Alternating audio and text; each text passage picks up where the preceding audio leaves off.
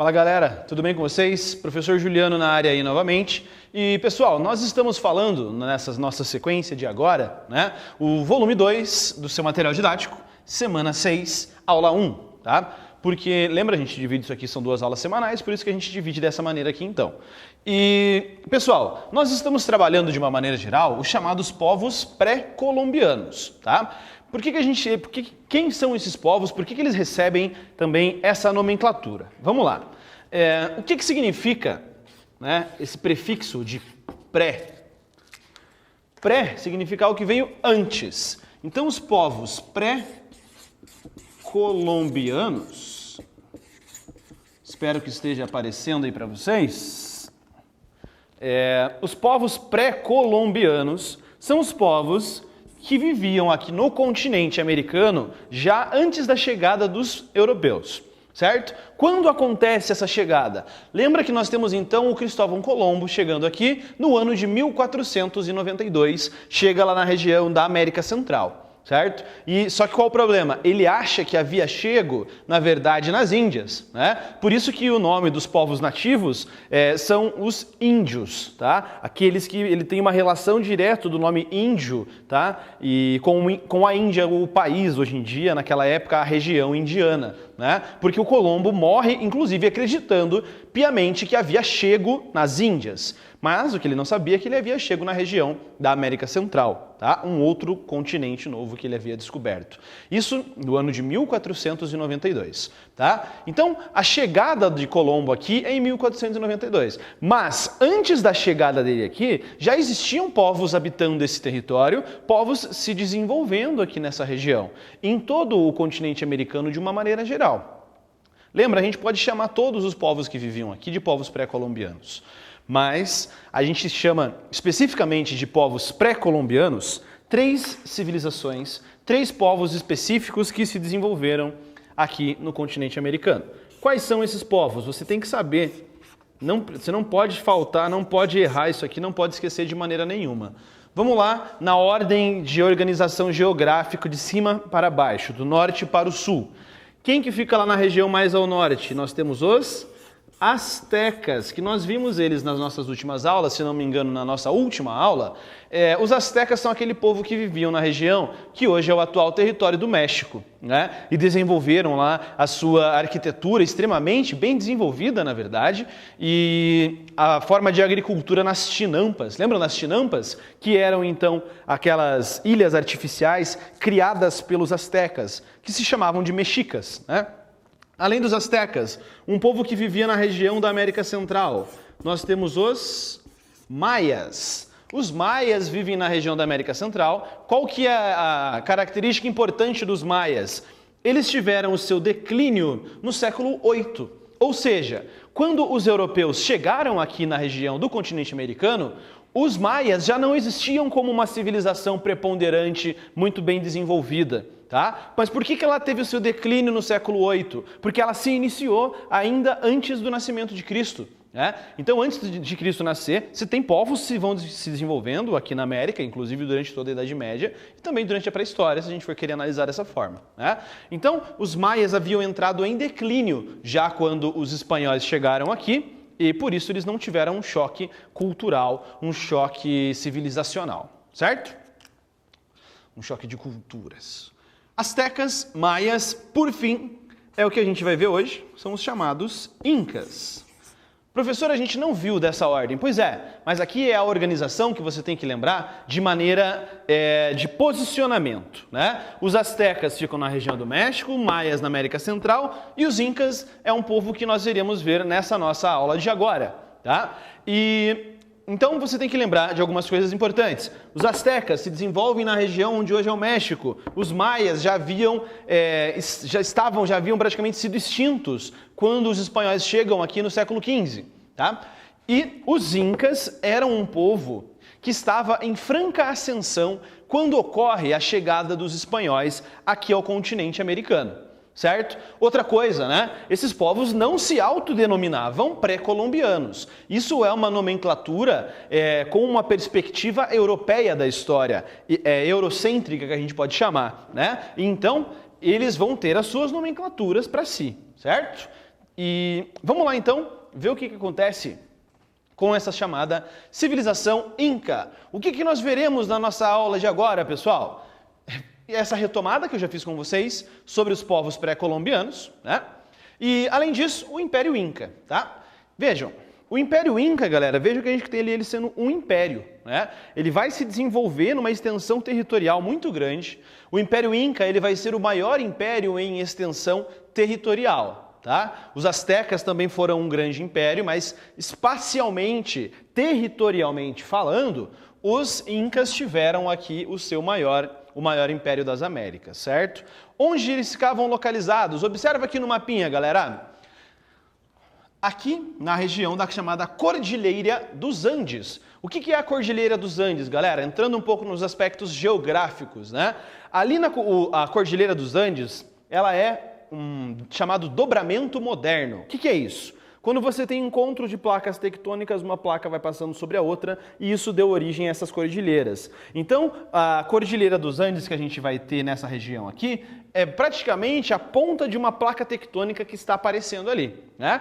Então, esses povos incas vão se desenvolver da Cordilheira dos Andes para cá, basicamente, ou muito próximos à Cordilheira dos Andes, inclusive vão se desenvolver dentro, né, no interior ali dessa cordilheira. E observa bem aqui, esse mapa que a gente tem aqui é um mapa da América do Sul, certo? E você tem que perceber que não são apenas esses povos que a gente pode chamar de pré-colombianos. Enquanto os incas estão vivendo aqui nessa região do Pacífico, né, da América como sendo banhada pelo Oceano Pacífico, nós temos aqui povos que vão se desenvolver no Brasil, certo? Que inclusive são objetos de estudo que nós veremos nas nossas aulas pretéritas nas nossas aulas futuras, né? Nas nossas aulas daqui 2 aulas a gente vai falar sobre os indígenas brasileiros. Inclusive, tem um caminho chamado Caminho do Piabiru, que sai aqui da região de Santa Catarina, e eles sabiam um caminho para chegar até aqui na região do Peru, certo? Então você tem essas populações indígenas tendo algum certo contato ainda nesse período aqui. Não era algo tão desenvolvido, mas existia. Bom, vamos lá. O Império Inca, galera, ele foi o maior império em extensão territorial que a gente tem, né? Ele era dividido, né, em suyus. O que são suyus? Como se fossem estados, de províncias em que esse império vai se dividir. Onde foi o seu início? Em Antissuyo, nessa região aqui que nós temos em Lima, capital do Peru, né? Ali era a região central desse império, é a região que deu origem ao império chamado de Império Inca, tá? Inclusive, galera, não dá pra gente abordar todos os aspectos aqui possíveis sobre esse assunto. Tem um vídeo de um canal chamado Nerdologia, é um canal excelente que você pode assistir no YouTube, que eles têm lá um vídeo sobre o Império Inca, tá? Explicando muito bem, muitos aspectos, porque tem toda uma edição gráfica que é bem bacana. Inclusive também no Nerdologia tem lá um vídeo sobre os astecas, o Império Azteca, que dá para vocês assistirem, para vocês complementarem, né, o seu conhecimento sobre esses objetos de estudo que nós estamos vendo aqui. Beleza? Então vamos lá.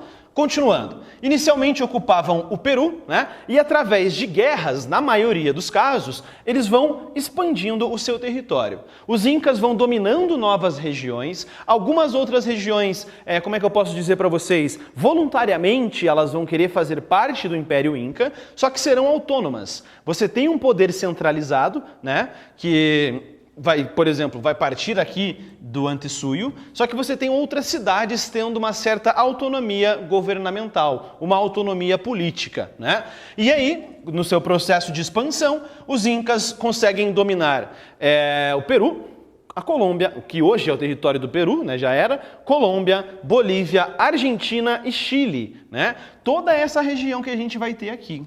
Um costume deles muito importante, de todos esses povos aqui, na verdade, era o politeísmo, né? E nessa região você tem uma adoração ao Rei Sol de uma maneira muito presente. Basta você ver, por exemplo, a bandeira da Argentina até o dia de hoje. Tem lá um solzinho amarelo no meio, que é uma referência a essa religiosidade que eles possuíam durante o período do Império Inca, tá? Os incas dominaram então mais de 100 povos aqui dessa região. Tá? A batata era o principal alimento que existia para eles aqui. Tá? Uma coisa importante, né? A batata vai servir de praticamente a base da alimentação deles e também um outro alimento que hoje em dia é modinha, que é a chamada quinoa, né? Que eles vão plantar e vão se alimentar muito de quinoa ali naquela região. Os incas não se autodenominavam incas, tá? Eles falavam uma língua chamada de quechua. O inca vai ser a maneira que os espanhóis chamarão eles, tá? E voltando aqui, galera, Cusco era a principal cidade que existia desse império, né, chamado de Império Inca. E um detalhe bem importante, olha a extensão territorial que esse império vai ter. Para facilitar o controle, eles terão um excelente sistema de estradas desenvolvidos no meio das montanhas. Só que você não tem carro passando numa montanha, nem carro de boi, nem cavalo vai conseguir passar. Então eles faziam essa entrega, esse sistema de correio deles, correndo.